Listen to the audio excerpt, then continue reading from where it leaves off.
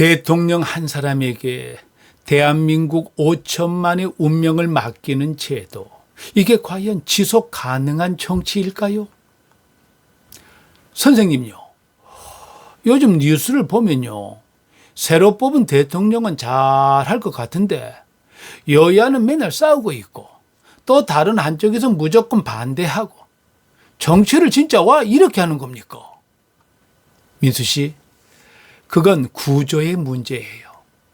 대통령제라는 틀 자체가 가진 근본적 한계죠.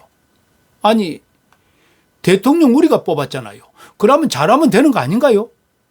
지금 대통령 한 사람이 잘하는 게 문제가 아닙니다.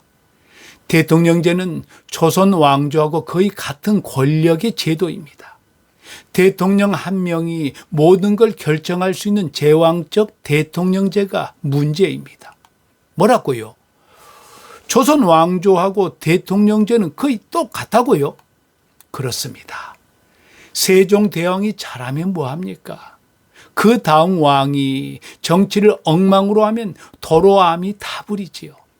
대통령제는 권력이 한 사람에게 집중되어 있다는 게 핵심입니다. 근데 대통령이 강해야 나라가 흔들리지 않지요. 오히려 반대예요. 대통령이 강하면 나라가 더 흔들릴 수 있어요. 왜냐하면 대통령이 실수하면 그 피해를 국민 전체가 또 안아야 하거든요. 제왕적 대통령제 구조는 피라미드 구조죠. 맨 꼭대기에 대통령, 그 아래는 국무총리, 장관, 관료, 국회는 별도로 갈라져 있어 협력보다 충돌이 발생하죠. 대통령이 잘못되면 구조 전체가 흔들립니다.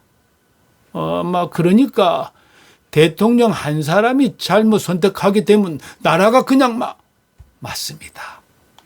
1인 권력 시스템의 위험성이에요. 그래서 우리는 매번 선거 끝나고도 갈등이 끝나지 않죠. 대통령이 누구냐에 따라 국민과 나라가 갈라지고 쪼개져요.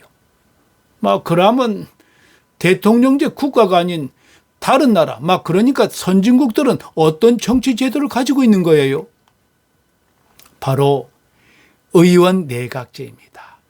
국민이 국회의원을 뽑고 그 국회가 다수당 중에서 총리를 선출해 정부를 운영합니다.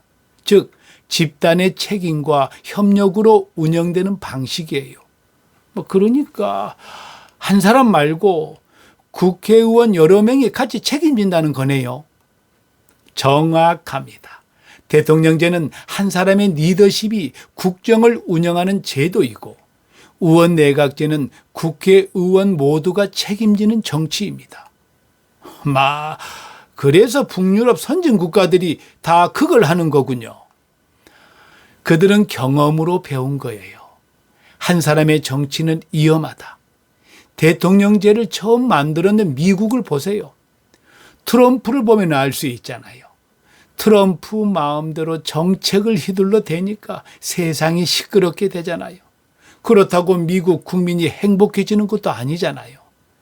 그래서 유럽의 선진 국가들은 의원 내각제로 국회의원 전체가 참여하고 의회가 조율하며 정부가 움직이는 내각제로 간 겁니다. 그러면 대한민국도 북유럽의 선진 국가들처럼 의원 내각제로 가야겠네요. 우리는 너무 오랫동안 대통령 한 사람에게 너무 많은 것을 맡겨왔습니다. 이제는 묻고 싶습니다. 당신이 뽑은 그 사람이 나라 전체를 책임질 수 있습니까? 물론 뛰어난 정치 감각을 가진 사람은 잘할 수 있겠지요. 하지만 그 다음은요? 그 다음은 어떻게 합니까? 정치가 바뀌려면 제도가 바뀌어야 합니다. 의원 내각제 변화는 이 제도를 이해하는 것에서 시작됩니다. 구독과 좋아요, 알람 설정 부탁드립니다. 배우 유홍근입니다. 감사합니다.